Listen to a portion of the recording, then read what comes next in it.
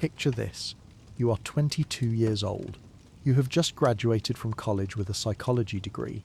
You walk through the most famous doors in America into the White House, carrying your hopes and dreams in a simple briefcase. You are nobody special, just another intern among thousands who come to Washington every year. Your biggest worry is whether you will get good coffee assignments or stuck with boring paperwork. But what if I told you that within 6 months, this ordinary Tuesday morning would lead to the most famous affair in American political history? What if one relationship would nearly bring down a presidency? What if your name would become known by every person on the planet? Meet Monica Lewinsky, the young woman who became patient zero of losing a personal reputation on a global scale almost instantaneously. This is not just a story about an affair. This is the story of how one person experienced the very first viral public shaming in the digital age, how one private relationship became the center of a constitutional crisis, how a 22-year-old intern became more famous than movie stars and more scrutinized than world leaders. Monica made choices that changed everything, but here is what most people do not know. She kept something, a blue dress. That blue dress would eventually provide DNA evidence that changed the course of American history. But to understand how Monica Lewinsky became the most famous intern in American history, we need to go back to who she was before the world knew her name. Monica Seymour Lewinsky enters the world on July 23, 1973, in San Francisco. Her family has money. Her father Bernard works as both a photographer and a doctor. Her mother Marcia comes from privilege. Monica grows up in the kind of California household where private schools and family connections open doors. But money cannot fix everything. When Monica becomes a teenager, her parents go through a bitter divorce. The fighting, the lawyers, the feeling that her family is falling apart around her. This creates something inside Monica, a deep need for stability, a hunger for approval from authority figures. She attends Religious Academy, Sinai Akiba, then Beverly Hills High School. Smart enough, but not extraordinary. Popular enough, but not a standout. She is searching for something to make her feel special. In 1992, when Monica is just 19, she begins an affair with Andy Blyler. Here is the key detail everyone overlooks. Andy Blyler is her married former high school drama instructor. Older, married, in a position of authority over her. This relationship lasts 5 years. 5 years of being the secret woman in the life of someone who cannot acknowledge her publicly. 5 years of stolen moments and hidden phone calls. 5 years of feeling chosen by someone important, while also feeling completely invisible. This pattern will define Monica's life. She is drawn to powerful men who cannot give her what she truly wants: recognition, respect, a real relationship. Monica transfers to Lewis and Clark College in Portland, Oregon. She studies psychology. Ironic considering what is about to happen to her own mind and emotions. She graduates in 1995 with decent grades and big dreams about working in politics. Through a family connection, Monica lands an unpaid internship in the White House Chief of Staff Leon Panetta's office. June 1995, she is 21 years old. She walks into the most powerful building in America, carrying the same emotional vulnerabilities that led her into a 5-year affair with her married teacher. The White House in 1995 operates like the ultimate boys' club. Interns are everywhere, young, ambitious people desperate to prove themselves worthy of this incredible opportunity. Most will spend months making copies and answering phones. Most will leave Washington with nothing more than a good story to tell at dinner parties. Monica starts her internship believing she is just like every other intern. She has no idea that within months she will catch the attention of the most powerful man in the world. The White House feels magical to Monica. The history in every room, the portraits of former presidents watching from every wall, the sense that real decisions get made in these hallways, decisions that affect millions of people. Monica throws herself into the work. She stays late. She volunteers for extra assignments. She wants to prove that she belongs in this world of power and politics. What Monica does not realize is that her pattern of seeking approval from authority figures is about to collide with the ultimate authority figure. The President of the United States is about to notice her. But first, we need to understand the emotional landscape Monica brings into this situation. She is still carrying the wounds from her parents' divorce. still craving the kind of stable relationship she never saw growing up, still attracted to men who represent power and authority, but who cannot give her what she truly needs. Monica also brings her education in psychology.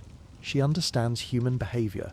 She recognizes unhealthy patterns, but understanding something intellectually and avoiding it emotionally are two completely different things. November 1995 arrives with a government shutdown. Congress and the White House cannot agree on budget issues. Most federal employees get sent home, but essential personnel have to stay. Interns count as essential personnel. Monica finds herself working late nights in a nearly empty White House. The usual crowds of staffers and visitors disappear. The building feels different, quieter, more intimate. It is during one of these late nights that Monica first encounters President Bill Clinton in a way that will change both of their lives forever. She is walking down a hallway carrying files when she sees him, the President of the United States, not behind a podium or surrounded by Secret Service agents, just a man looking tired, dealing with the stress of a government crisis.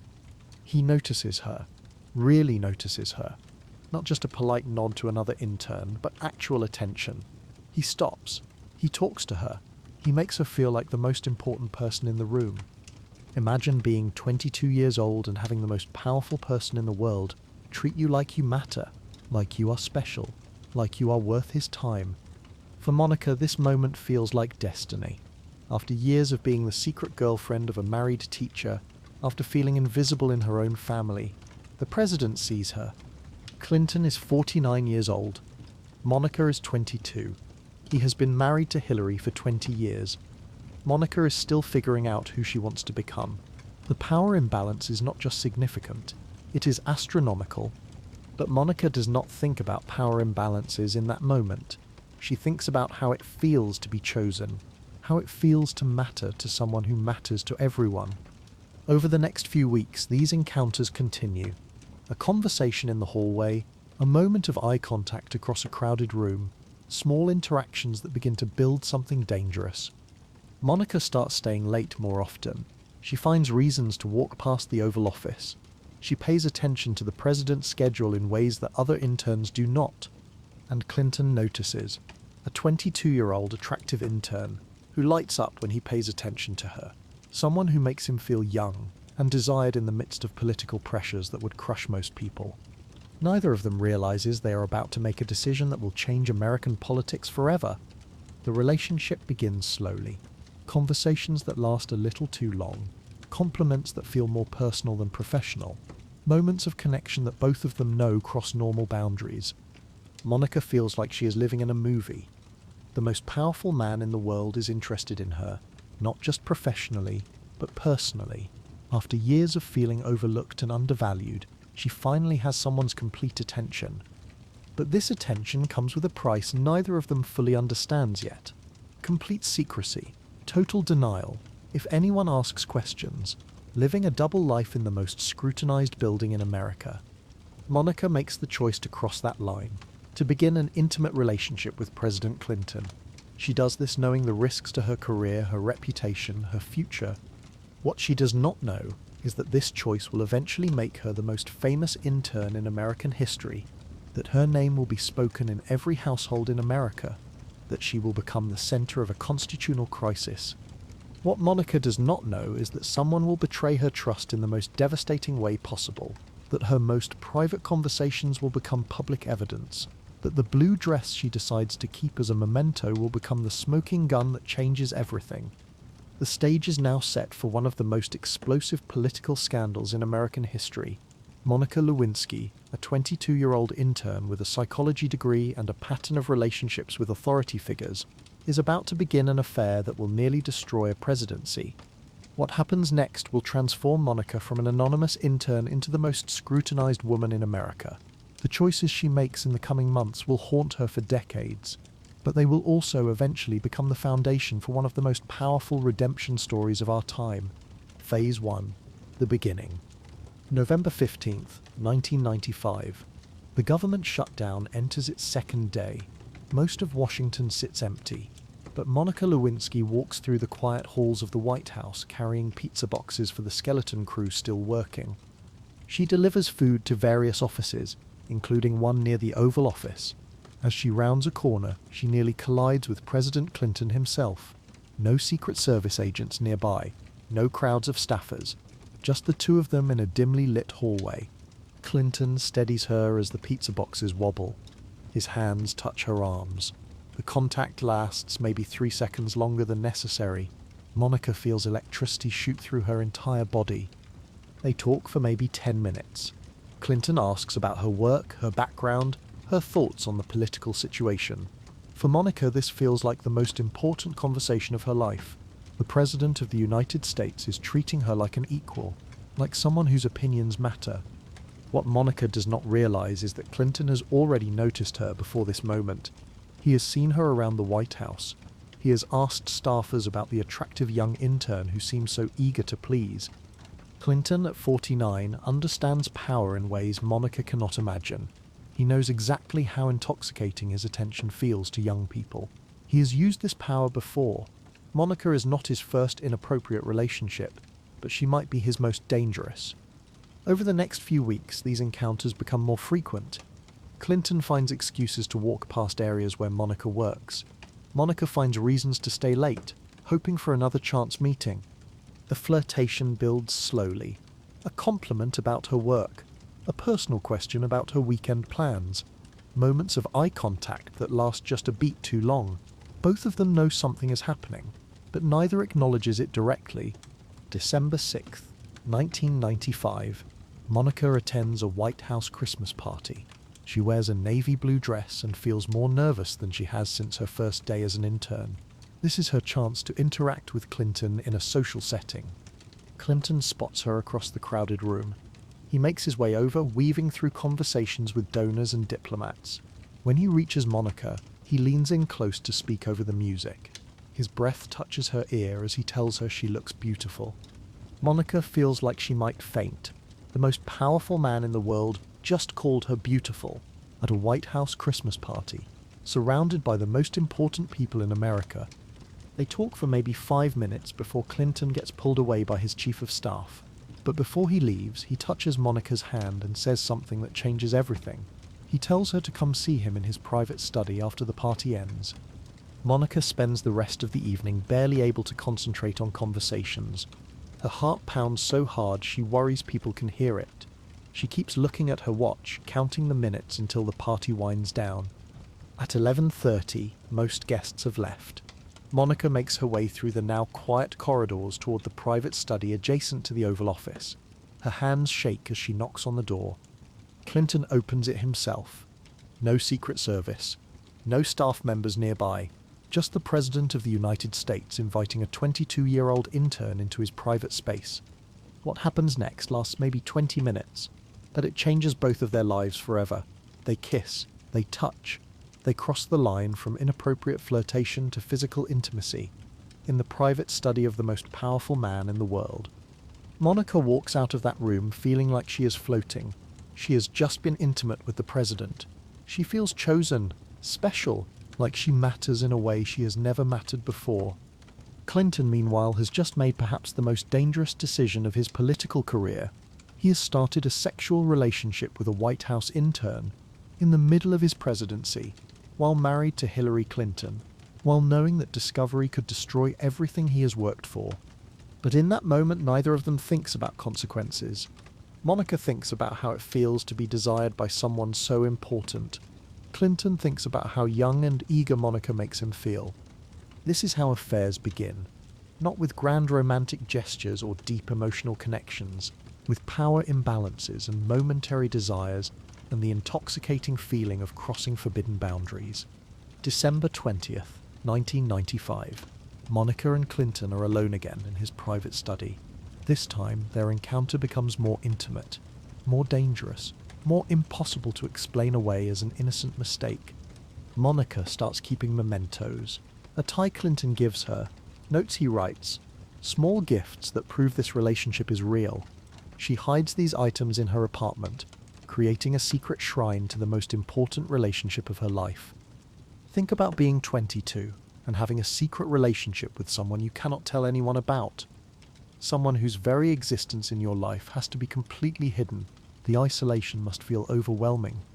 Monica cannot tell her family, she cannot tell her friends, she cannot even write about it in a diary, because the risk of discovery is too great. She lives with this enormous secret, consuming her thoughts every single day. By January 1996, Monica and Clinton have established a pattern: stolen moments in his private study, brief encounters in empty hallways, physical intimacy that both of them know could destroy his presidency if anyone finds out. Monica falls deeper in love with each encounter. She starts to believe this relationship has a future. Maybe after Clinton leaves office, they can be together publicly. Maybe she is not just a temporary distraction, but someone truly important to him. Clinton, however, understands the reality much more clearly. This relationship has no future. It exists only in stolen moments and secret encounters. Monica is young enough to dream about impossible outcomes. Clinton is experienced enough to know they are impossible. But Clinton does not end the relationship. The risk excites him. Monica makes him feel young and desirable in the midst of tremendous political pressures. He convinces himself he can manage the situation, control the outcome, keep the secret forever. This is the psychology of powerful men who destroy their own lives. They believe they can have everything: the presidency and the affair, the public image and the private scandal, the wife and the intern. March 29, 1996. Monica receives devastating news. She is being transferred out of the White House to a position at the Pentagon. Officially, this is a promotion. Unofficially, everyone knows what this means. Someone has noticed Monica spending too much time near the Oval Office. Someone has seen the way Clinton looks at her. Someone has decided to remove temptation by removing Monica from the building. Monica feels like her world is collapsing. Being transferred means losing daily access to Clinton. It means their relationship will become even more difficult to maintain. It feels like rejection and abandonment all at once. Clinton tries to comfort her, but his hands are tied. He cannot intervene without raising suspicions. He cannot fight for Monica's position without admitting why he wants her to stay. Politics has to come before personal relationships, even secret ones. This moment reveals the fundamental inequality in their relationship. Clinton holds all the power. He can continue his life and career while Monica gets shuffled off to minimize political risk. She has no leverage, no voice, no way to fight for what she wants. Monica moves to her new position at the Pentagon, feeling bitter and abandoned. The job itself is fine, but it represents everything she fears about their relationship. She is disposable, convenient when hidden away, inconvenient when visible. But the relationship does not end with Monica's transfer. It continues, but now it requires even more secrecy and planning. Phone calls late at night, brief encounters when Monica visits the White House on official business, stolen moments that become more precious because they are so rare. Phase 2. The secret relationship. April 1996. Monica starts her new job at the Pentagon feeling isolated and angry. She works in the press office, dealing with media inquiries and public relations. The work is interesting enough, but Monica cannot stop thinking about Clinton. She calls him regularly. Sometimes he takes her calls, sometimes he does not. When they do speak, Clinton is warm and affectionate, but he cannot promise when they might see each other again. Monica starts to understand that she is completely at the mercy of his schedule and priorities. At the Pentagon, Monica meets Linda Tripp. Tripp is 19 years older, a career government employee who has worked in both Republican and Democratic administrations. She seems worldly and sophisticated to Monica, someone who understands how Washington really works. Monica desperately needs someone to talk to about her relationship with Clinton. The secrecy is eating her alive. She needs to share her feelings, her frustrations, her hopes with someone. Linda Tripp seems like the perfect confidante. Tripp presents herself as a mentor and friend. She listens to Monica's stories about Clinton with fascination and sympathy. She offers advice about men and relationships. She seems genuinely interested in Monica's happiness and well-being. What Monica does not know is that Linda Tripp has her own agenda. Tripp has written a book proposal about her time in the White House. She is looking for scandalous material that might make her book more marketable. Monica's relationship with Clinton is exactly the kind of explosive content Tripp needs. Monica begins telling Tripp everything about her relationship with Clinton, the intimate details, her feelings of love and frustration, her dreams about a future together. her anger about being transferred, her desperate need for more attention from the president. Tripp encourages these conversations. She asks probing questions. She wants to know specific dates, specific activities, specific gifts Clinton has given Monica. She positions this curiosity as friendship, but she is actually building a detailed record of Clinton's behavior. By summer 1996, Monica has told Tripp enough information to destroy Clinton's presidency. Every phone call, every encounter, every gift, every intimate detail. Tripp knows it all, and Monica trusts her completely.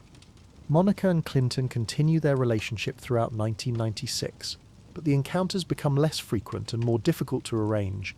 Monica grows increasingly frustrated with the limitations of their relationship. She wants more time with Clinton. She wants recognition of her importance in his life. She wants some indication that their relationship might have a future beyond stolen moments in the White House. Clinton, meanwhile, is dealing with enormous political pressures. The 1996 presidential election campaign, Paula Jones's sexual harassment lawsuit, congressional investigations into Whitewater real estate dealings. Adding Monica's emotional needs to this list of challenges feels impossible. Monica starts to recognize the pattern she has repeated throughout her life. She is once again the secret woman in the life of a powerful, unavailable man.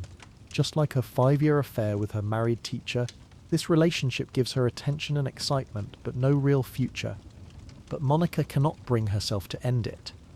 The relationship with Clinton feels too important, too significant to abandon. She convinces herself that if she is patient enough, understanding enough, available enough, Clinton will eventually choose her over everything else. October 1996. Monica and Clinton have what turns out to be their final intimate encounter in the White House. Neither of them knows this at the time, but political realities are making their relationship too dangerous to continue. Clinton wins re-election in November 1996, but his victory brings increased scrutiny rather than freedom. Second-term presidencies face more aggressive oversight from Congress and media. Maintaining a secret relationship with a young former intern becomes nearly impossible. Monica starts to understand that their relationship is ending. Even if Clinton never explicitly says so, his phone calls become less frequent. His availability for meetings disappears almost entirely. When they do interact, Clinton seems distracted and distant. This is the cruelest aspect of powerful men ending relationships with less powerful women. They do not break up cleanly. They just gradually withdraw attention and availability until the relationship dies from neglect. Monica becomes increasingly desperate and emotional. She calls Clinton more frequently, trying to recapture the intimacy they once shared. She sends him gifts and letters. She finds excuses to visit the White House, hoping to see him. Clinton starts to view Monica as a problem rather than a pleasure. Her emotional needs feel overwhelming. Her desire for more attention feels dangerous to his political survival. He begins avoiding her calls and declining her requests for meetings. By early 1997, Monica realizes that Clinton is essentially ending their relationship without having the courage to actually end it. She feels used, abandoned, and humiliated. The most important relationship of her life is dying, and she has no power to save it. This is when Monica makes a crucial decision. She starts saving evidence of their relationship: the dress she wore during one of their encounters, gifts Clinton gave her, voicemail messages he left. She tells herself she is preserving memories, but part of her knows she is creating insurance. Phase 3. The betrayal. Linda Tripp watches Monica's emotional deterioration with cold calculation.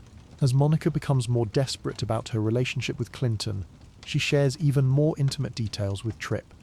Tripp realizes she is sitting on the political story of the century, the President of the United States having an affair with a young intern.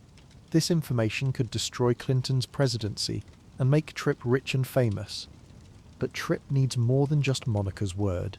She needs proof, hard evidence that cannot be denied or dismissed as the fantasy of an obsessed young woman. September 1997. Tripp makes a decision that will change American history. She starts secretly recording her phone conversations with Monica. Every time Monica calls to talk about Clinton, Tripp records the conversation. Every intimate detail, every emotional confession, every piece of evidence Monica shares gets captured on tape. Monica has no idea her most trusted friend is betraying her in the most devastating way possible. She continues pouring her heart out to Tripp, creating hours of recorded evidence about her relationship with the president. Tripp does not just record passively, she actively encourages Monica to preserve physical evidence of the relationship. When Monica mentions she has a dress with Clinton's DNA on it, Tripp tells her to keep it. When Monica talks about throwing away gifts from Clinton, Tripp convinces her to save them instead. Think about this level of manipulation. Monica is dealing with heartbreak and isolation. She desperately needs someone to talk to about the most important relationship of her life. Tripp presents herself as a caring friend, while secretly building a case against both Monica and Clinton. October 1997. Tripp contacts literary agent Lucianne Goldberg about writing a book that would expose Clinton's relationship with Monica. Goldberg advises Tripp to continue gathering evidence. Goldberg also contacts conservative legal activists who have been investigating Clinton for years. These lawyers and political operatives see Monica's story as their best opportunity to damage or destroy Clinton's presidency. By December 1997, Tripp is working directly with Kenneth Starr's office. Starr has been investigating Clinton for years as an independent counsel, and Monica's story gives him a new avenue for pursuing the president. Tripp provides Starr's investigators with copies of her recorded conversations with Monica, dozens of hours of Monica discussing intimate details about her relationship with Clinton, evidence that could prove Clinton committed perjury in the Paula Jones sexual harassment case. Monica remains completely unaware that her private conversations have become evidence in a federal investigation. She continues to trust Tripp and share her most vulnerable feelings about Clinton. December 17th, 1997. Monica receives a subpoena to testify in the Paula Jones lawsuit against Clinton. This moment changes everything. Monica is no longer just Clinton's former lover. She is now a witness in a legal proceeding that could destroy his presidency. Monica panics. If she testifies truthfully about her relationship with Clinton, she will destroy his career and probably her own life. If she lies under oath, she could go to prison for perjury. Monica calls Linda Tripp in desperation. She needs advice about how to handle the subpoena. Should she tell the truth? Should she lie? Should she try to avoid testifying altogether? Tripp's advice is calculated to create maximum legal jeopardy for both Monica and Clinton.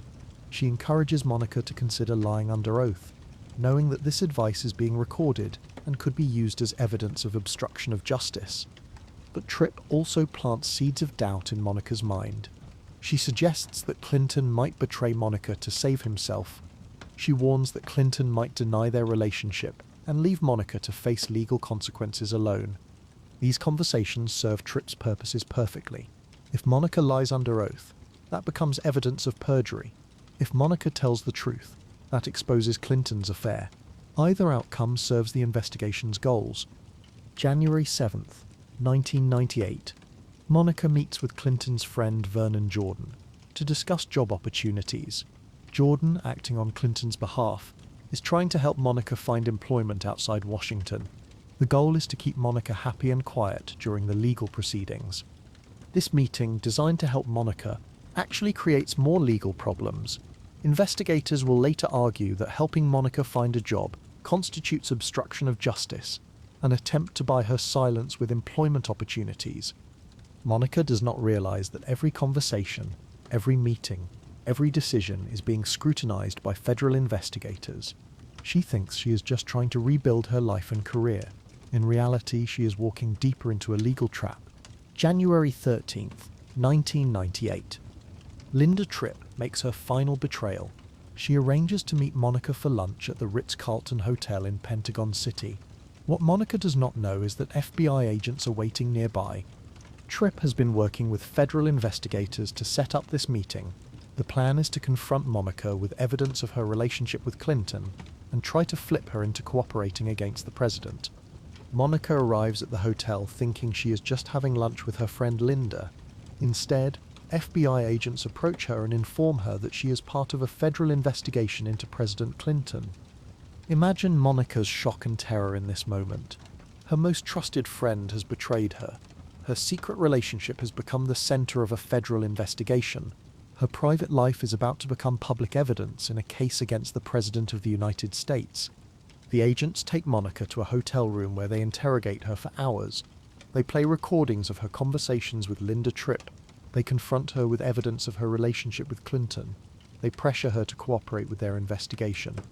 Monica realizes that everything she told Tripp in confidence has been recorded and turned over to federal prosecutors. Her most intimate thoughts and feelings about Clinton are now evidence in a criminal investigation. This is the moment Monica's private scandal becomes a public crisis. Within hours, news of the investigation will leak to the media. Monica Lewinsky will go from anonymous former intern to the most famous woman in America overnight. Phase 4, The Explosion. January 17, 1998. Matt Drudge publishes a report on his website about Newsweek killing a story about President Clinton and a White House intern. The story does not name Monica, but it sets off a media frenzy. Washington insiders immediately start trying to identify the intern. Reporters make phone calls. Rumors spread through political circles. Monica's name begins circulating among journalists and politicians. January 18, 1998. Monica's name appears publicly for the first time. The Washington Post reports that independent counsel Kenneth Starr is investigating whether Clinton had an affair with a White House intern named Monica Lewinsky. Monica wakes up to discover that her name is being mentioned on every news program in America. Overnight, she has become the center of the biggest political scandal since Watergate. Think about what this feels like. You go to sleep as a private person with a secret. You wake up as the most talked about person in America. Every detail of your private life is about to become public entertainment. Monica cannot leave her apartment without being swarmed by reporters and photographers. She cannot answer her phone because journalists are calling constantly. She cannot go to work because her workplace is surrounded by news crews. The media coverage is brutal and immediate. Monica is portrayed as a seductress who targeted the president, as a naive young woman who was manipulated by powerful men, as a lying opportunist trying to bring down a presidency. Sometimes all three characterizations appear in the same news story. Monica has no public relations team, no legal strategy, no experience dealing with media attention. She is completely unprepared for the tornado of publicity that engulfs her life. January 26, 1998. President Clinton makes his most famous statement about the scandal. Standing in the Roosevelt Room of the White House, Clinton looks directly into television cameras and declares his innocence. Clinton says the words that will define the scandal for months to come. "I did not have sexual relations with that woman, Miss Lewinsky." Monica watches this statement from her apartment, surrounded by the chaos of her destroyed life. The man she loved, the man she trusted with her deepest secrets, is publicly denying that he even knows her. Clinton does not just deny the affair, he denies Monica's very existence as a person who mattered to him. She becomes that woman rather than someone he cared about, someone he shared intimate moments with, someone whose life he has now destroyed. This public denial devastates Monica more than almost anything else that happens during the scandal. She can handle legal investigations and media coverage, but having Clinton erase her from his life while she faces global humiliation feels like the ultimate betrayal. Hillary Clinton appears on television defending her husband and attacking his accusers. She describes the scandal as a vast right-wing conspiracy designed to destroy Clinton's presidency. Monica becomes collateral damage in this political war. Monica realizes she is completely alone. Clinton has abandoned her to save his own career. Linda Tripp has betrayed her for personal gain. The media treats her as a punchline rather than a human being. She has no allies, no defenders, no one willing to acknowledge her humanity. The legal pressure intensifies throughout early 1998. Federal prosecutors want Monica to testify against Clinton. They offer her immunity from prosecution in exchange for her cooperation. They threaten her with prison time if she refuses to cooperate. Monica faces an impossible choice: cooperate with prosecutors and help destroy the presidency of the man she loved, or refuse to cooperate and face potential criminal charges for obstruction of justice and perjury. Meanwhile, the media coverage becomes increasingly vicious and personal. Comedians make jokes about Monica's appearance and personality. Political commentators debate her motives and mental state. Editorial writers question her morality and judgment. Monica cannot defend herself because anything she says publicly could affect the legal proceedings. She cannot tell her side of the story because she might face additional criminal charges. She is forced to watch silently as her reputation gets destroyed on national television. By March 1998, Monica realizes that her life as she knew it is over forever. She will never again be able to live anonymously. She will always be known as the intern who nearly brought down a presidency. Her identity is now permanently tied to this scandal. But Monica also begins to understand that she has a choice about how this story ends. She can remain a victim of powerful men and media exploitation, or she can find a way to reclaim control over her own narrative. The rising action of Monica's story ends with her facing the most important decision of her life: testify truthfully about her relationship with Clinton and help prove that he committed perjury, accept responsibility for her own choices, while exposing the choices Clinton made. This decision will determine not just the fate of Clinton's presidency, but the future of Monica's own life. Everything that follows depends on whether Monica chooses to tell the truth, even when that truth will cause enormous pain for everyone involved. The stage is set for the climax of one of the most explosive political scandals in American history. Monica Lewinsky, the young woman who started this journey as an anonymous intern seeking approval from authority figures, now holds the power to determine the fate of the most powerful man in the world. What happens next will change American politics forever. The decisions Monica makes in the coming months will determine not just Clinton's presidency, but her own future and the way the world remembers both of them. The climax. The truth revealed. July 27th, 1998. Monica Lewinsky sits in a federal courthouse preparing to give the most important testimony of her life.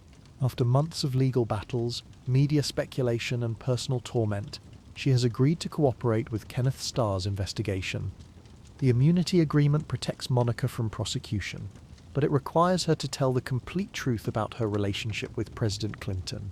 Every intimate detail, every gift exchanged, every conversation they shared. Monica understands that her testimony will likely destroy Clinton's presidency. The man she once loved will be exposed as a liar who committed perjury under oath. But Monica also understands that telling the truth is her only path to reclaiming her own life. The questioning lasts for hours. Federal prosecutors ask Monica to describe each encounter with Clinton in explicit detail. They want dates, locations, specific acts, emotional context. Nothing is too personal or too private for their investigation. Monica answers every question truthfully, even when the truth is embarrassing or painful. She describes falling in love with Clinton. She explains how isolated and desperate she felt during their relationship. She admits to keeping mementos and evidence. But the most crucial moment comes when prosecutors ask Monica about a navy blue dress she wore during one of her encounters with Clinton.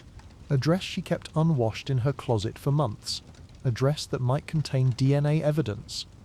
Monica confirms that she still has the dress. She explains that she kept it as a memento of their relationship. She admits that the dress was never cleaned after her encounter with Clinton on February 28, 1997. This revelation changes everything. Physical evidence that can scientifically prove Clinton had intimate contact with Monica. Evidence that cannot be dismissed as the fantasy of an obsessed intern or the lies of political enemies. August 3rd, 1998. FBI agents collect the blue dress from Monica's apartment. The dress gets sent to a laboratory for DNA testing. The results will determine whether Clinton has been telling the truth about his relationship with Monica. Clinton realizes that his months of denials are about to be proven false. He can no longer claim that he barely knew Monica Lewinsky. He can no longer dismiss the allegations as politically motivated lies. The science will speak louder than any presidential statement. August 17th, 1998. Laboratory results confirm that Clinton's DNA is present on Monica's dress. The physical evidence proves definitively that Clinton had intimate contact with Monica, despite his repeated public denials. Clinton's legal team scrambles to develop a new strategy. They can no longer deny that something happened between Clinton and Monica. Now they must focus on defining exactly what happened and whether it constitutes perjury under oath. This is the moment when Clinton's presidency hangs in the balance. The DNA evidence makes it impossible to maintain his previous denials. He must either admit to lying under oath or find a way to explain how his DNA ended up on Monica's dress without admitting to the intimate relationship. August 17th, 1998, the same day the DNA results are confirmed, Clinton testifies before Kenneth Starr's grand jury via closed-circuit television from the White House. This testimony represents Clinton's last chance to control the narrative before the truth becomes public. Clinton admits for the first time that he had an improper, intimate physical relationship with Monica Lewinsky, but he carefully defines this relationship in ways designed to minimize legal jeopardy. He acknowledges inappropriate conduct while denying specific acts that would constitute perjury. Clinton's testimony lasts for over 4 hours. He faces aggressive questioning about his previous denials, his relationship with Monica, and his attempts to influence witness testimony. Every word is scrutinized for evidence of perjury or obstruction of justice. The irony is devastating for Monica. She has spent months being portrayed as a liar and fantasist. Now Clinton's own testimony confirms that she was telling the truth about their relationship. Her credibility is vindicated at the exact moment Clinton's credibility collapses. August 17th, 1998. That evening, Clinton addresses the American people from the Oval Office. After months of denials, he finally admits to having an inappropriate relationship with Monica Lewinsky. Clinton's statement lasts only 4 minutes, but those 4 minutes change American political history. He acknowledges that his previous statements were misleading. He admits to conduct that was wrong and inappropriate. He takes responsibility for causing pain to his family and the country. But Clinton's apology feels calculated and insufficient. He expresses more anger toward the investigation than remorse for his conduct. He seems more concerned with his political survival than with the damage he has caused to Monica's life. Monica watches Clinton's statement from her apartment, surrounded by the chaos that has consumed her life for 8 months. The man who publicly denied knowing her is finally acknowledging their relationship, but his acknowledgement comes only after DNA evidence made denial impossible. Clinton's admission vindicates Monica's truthfulness, but it also confirms her worst fears about his character. He was willing to let her be destroyed by media coverage and public ridicule, rather than take responsibility for his own actions. September 9th, 1998. Kenneth Starr submits his report to Congress detailing the results of his investigation. The Starr report contains explicit descriptions of Clinton and Monica's relationship, transcripts of Monica's conversations with Linda Tripp, and evidence of potential impeachable offences. The report is supposed to be confidential, but Congress votes to release it to the public within days. This means that the most private, intimate details of Monica's relationship with Clinton will become available for anyone in the world to read. Monica realizes that her most personal moments are about to become public entertainment. The conversation she had with Linda Tripp, thinking they were private and confidential, will be published in newspapers and posted on the internet. September 11th, 1998. The Starr report is released to the public and posted online. For the first time in history, a government investigation report becomes instantly available to millions of people worldwide. The report contains graphic descriptions of Monica and Clinton's intimate encounters. It includes transcripts of Monica's most emotional conversations about their relationship. It reveals her deepest feelings, her most vulnerable moments, her most private thoughts. Monica experiences this as the ultimate violation of privacy. Her most intimate relationship has become a public document that strangers can read for entertainment. She feels like her humanity has been completely stripped away. But the Starr report also serves an important purpose for Monica. It establishes definitively that she was telling the truth about her relationship with Clinton. Every detail she shared with investigators is now part of the official record. The report portrays Monica as a young woman who was genuinely in love with Clinton, not as the calculating seductress described in much of the media coverage. It shows her emotional vulnerability and her desperate need for Clinton's attention and affection. October 8th, 1998. The House of Representatives votes to begin a formal impeachment inquiry into President Clinton's conduct. Monica's private relationship has become the basis for potentially removing a sitting president from office. Monica watches these proceedings with a mixture of vindication and horror. She has been proven truthful about her relationship with Clinton, but that truth is now being used to destroy the presidency of the man she once loved. The impeachment inquiry focuses on whether Clinton committed perjury when he denied having sexual relations with Monica. It examines whether Clinton obstructed justice by encouraging witnesses to lie or withhold evidence. Monica finds herself at the center of a constitutional crisis. Her decision to tell the truth about her relationship with Clinton has provided the evidence necessary for Congress to consider removing him from office. November 3, 1998. Despite the scandal, Democrats performed better than expected in midterm elections. Many voters seem more concerned with Clinton's policy successes than with his personal conduct. This gives Clinton hope that he might survive the impeachment process.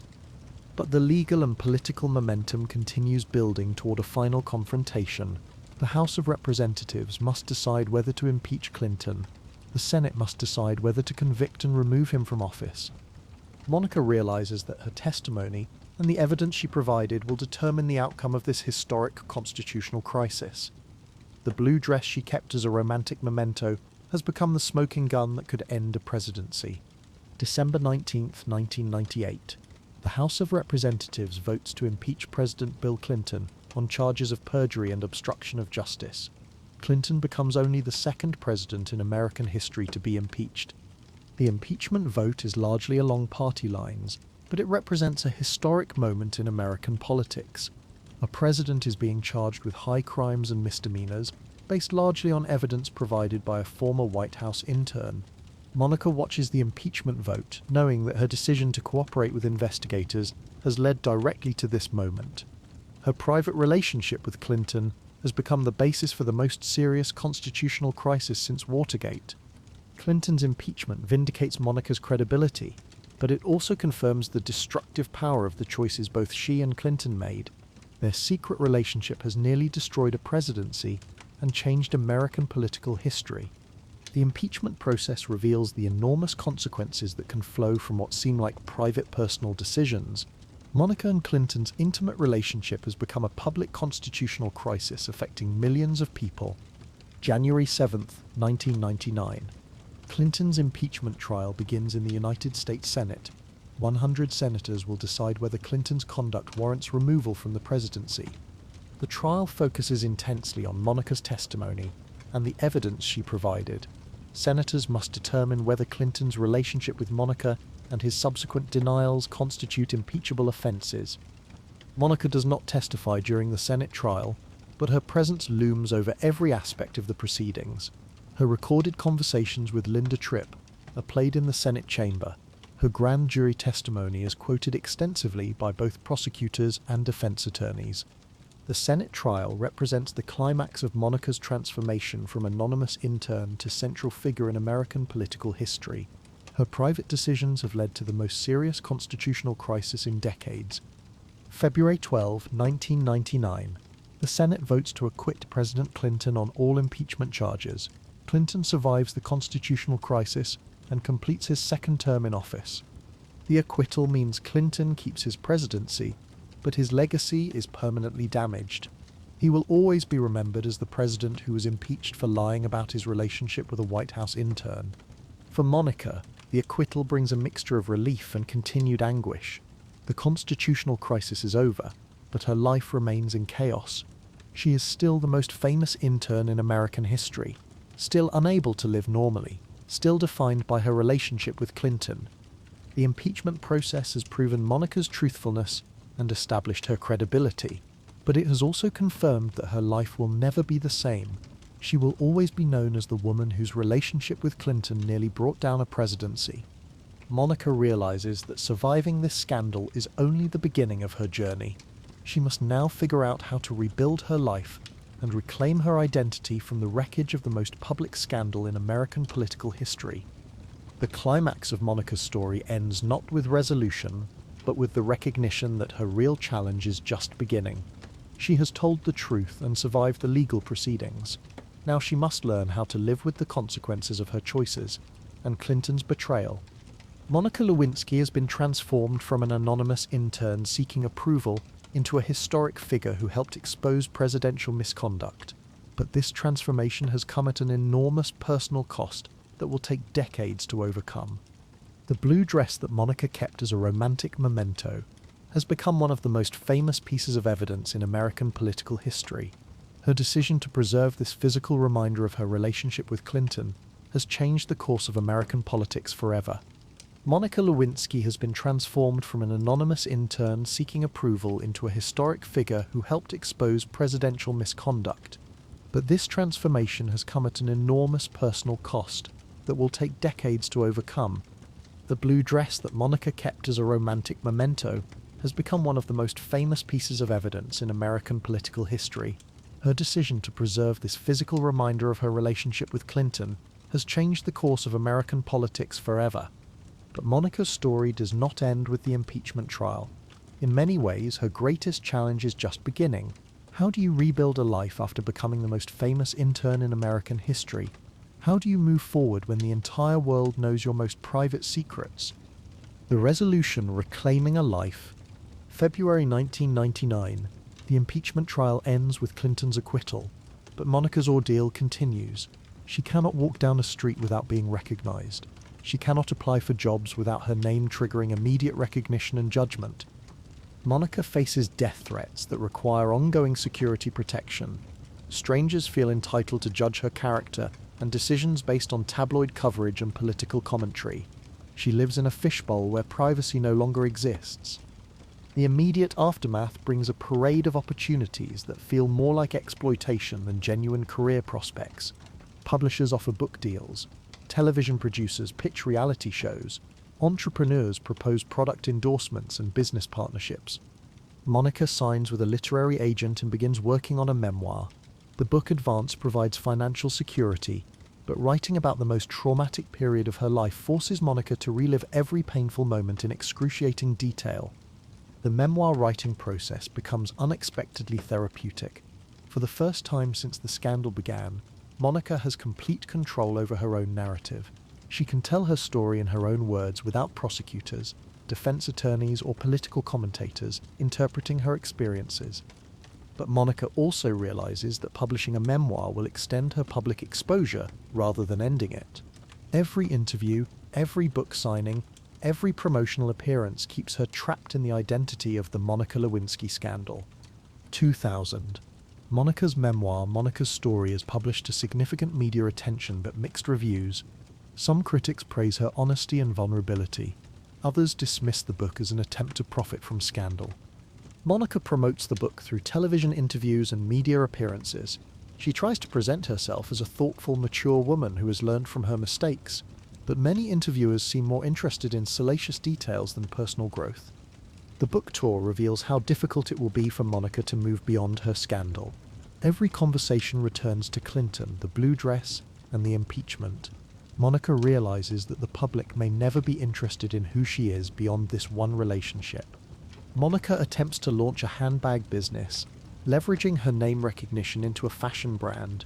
The venture receives significant media coverage but struggles commercially. Many potential customers seem uncomfortable purchasing products associated with the scandal.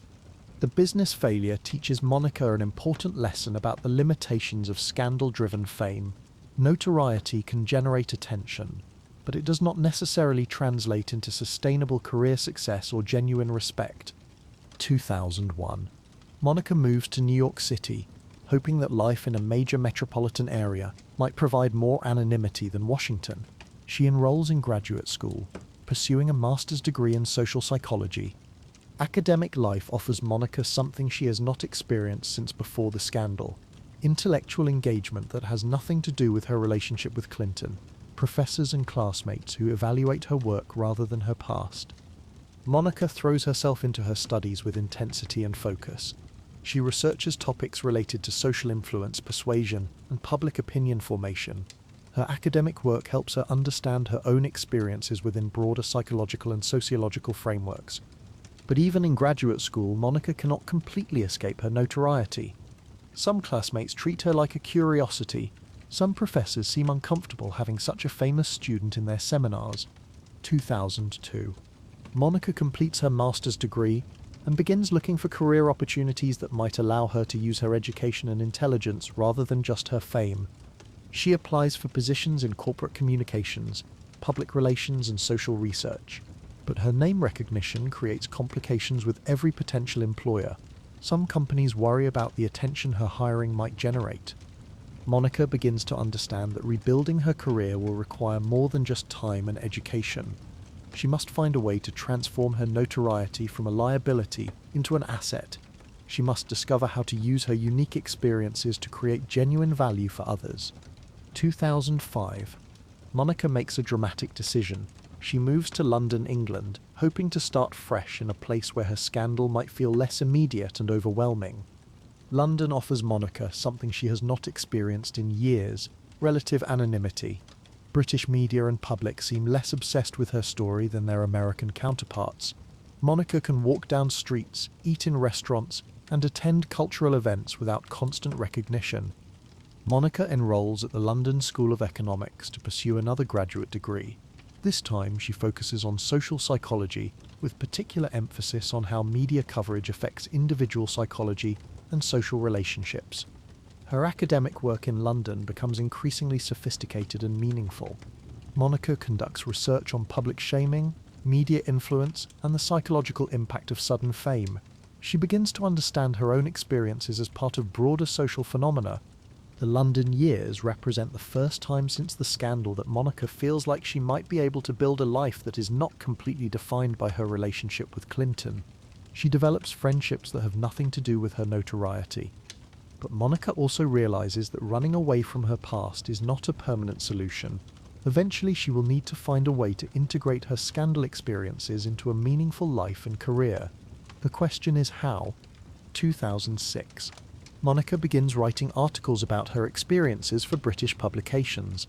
These pieces are more thoughtful and analytical than her earlier memoir.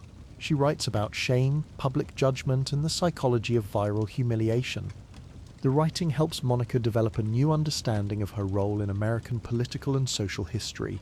She was not just Clinton's intern or the subject of impeachment proceedings. She was the first person to experience global public shaming in the internet age. This realization becomes crucial to Monica's eventual rehabilitation. She begins to see her experiences as historically significant, rather than just personally humiliating. She was a case study in how digital media could destroy individual lives almost instantaneously. Monica starts to understand that her story might have value beyond entertainment or political scandal. Her experiences could help other people understand the dangers of public shaming and viral humiliation in the digital age. 2010. Monica returns to the United States after 5 years in London. She has completed her graduate education and developed a more sophisticated understanding of her experiences and their broader significance. But returning to America means confronting her notoriety again.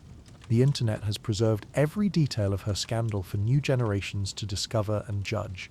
Her story has become a permanent part of American political and cultural history. Monica begins working as a consultant on projects related to social psychology and media influence. Her unique experiences provide insights that academic researchers and corporate clients find valuable.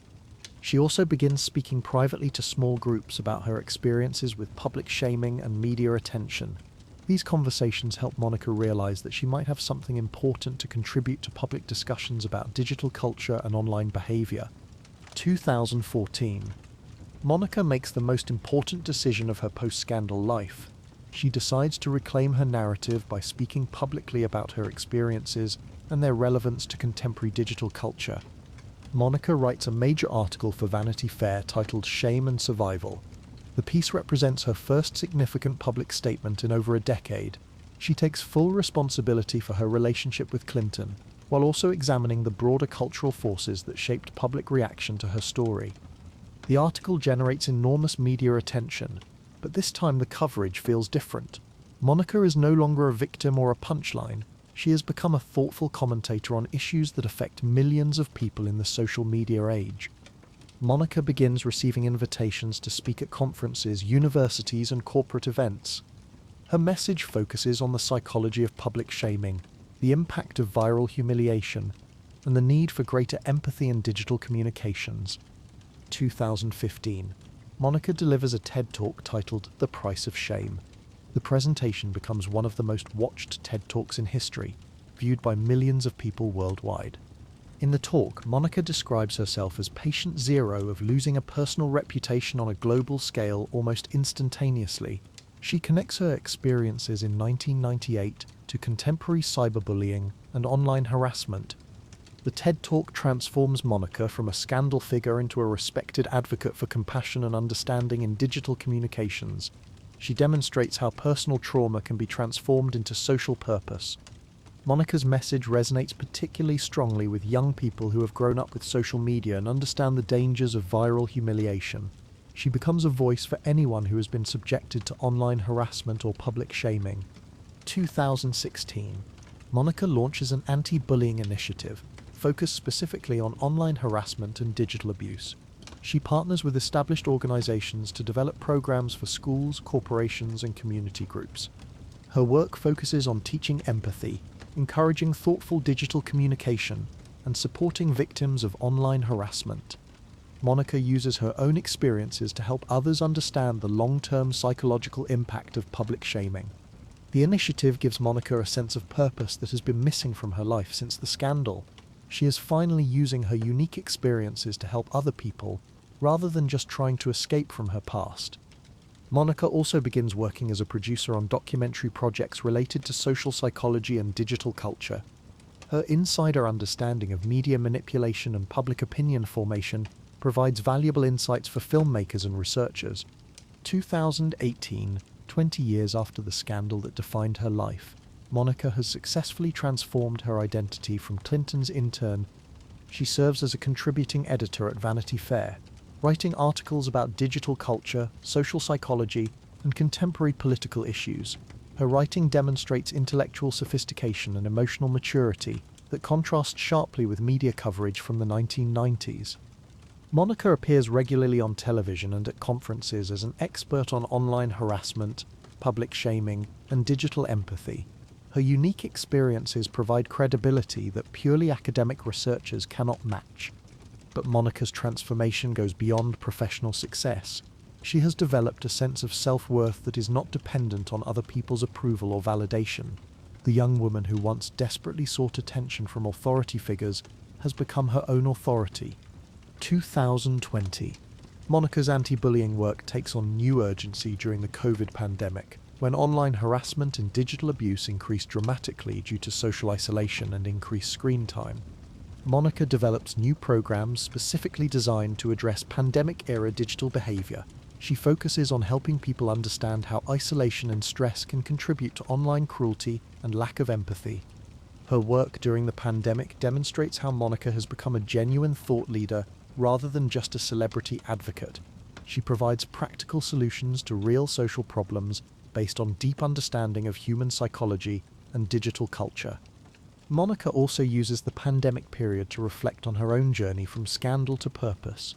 She realizes that her transformation took over 20 years, but ultimately resulted in a life of meaning and contribution that would have been impossible without her traumatic experiences. 2024. Monica Lewinsky, now 51 years old, has built a life and career that would satisfy anyone seeking meaning and purpose. She is respected for her intelligence, admired for her courage, and valued for her insights. But Monica's greatest achievement may be personal rather than professional. She has learned to define herself by her choices and contributions rather than by other people's judgments and opinions. The young woman who once kept a blue dress as a romantic memento has become someone who helps millions of people understand the importance of compassion in digital communications. Her deepest shame has become the source of her greatest strength. Monica's story demonstrates that it is possible to recover from even the most public humiliation. It shows that personal trauma can be transformed into social purpose. It proves that you do not have to be defined forever by your worst moment. But Monica's redemption required more than just time. It required taking responsibility for her choices, while also refusing to accept other people's definitions of her worth. It required finding ways to help others rather than just focusing on her own recovery. Monica's journey from White House intern to respected advocate took 26 years, but those years transformed her from someone seeking approval from powerful men into someone whose own voice and ideas carry power and influence. Today, Monica Lewinsky speaks to audiences around the world about the dangers of public shaming, and the importance of digital empathy. Her message resonates because it comes from lived experience rather than academic theory. Monica has proven that it is possible to reclaim your narrative even from the most devastating public humiliation. She has shown that shame can be transformed into purpose, and trauma can become the foundation for helping others. The blue dress that once threatened to destroy Monica's life has become a symbol of her courage in telling the truth. Her decision to preserve evidence of her relationship with Clinton ultimately served the cause of accountability and justice. Monica Lewinsky's story is ultimately about the power of resilience, the possibility of redemption, and the importance of using your experiences to help other people. She transformed her deepest humiliation into her greatest contribution. Her journey reminds us that everyone makes mistakes, but those mistakes do not have to define us forever. With time, courage, and commitment to helping others, it is possible to build a meaningful life from even the most difficult circumstances. Monica Lewinsky became famous for all the wrong reasons, but she used that unwanted fame to become someone who helps millions of people navigate the challenges of digital culture with greater empathy and understanding.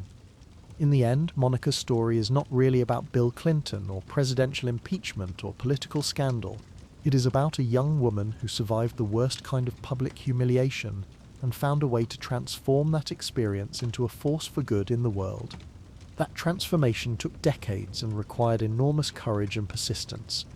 But it proves that no matter how publicly you fail, no matter how widely you are judged, it is always possible to write a better ending to your story.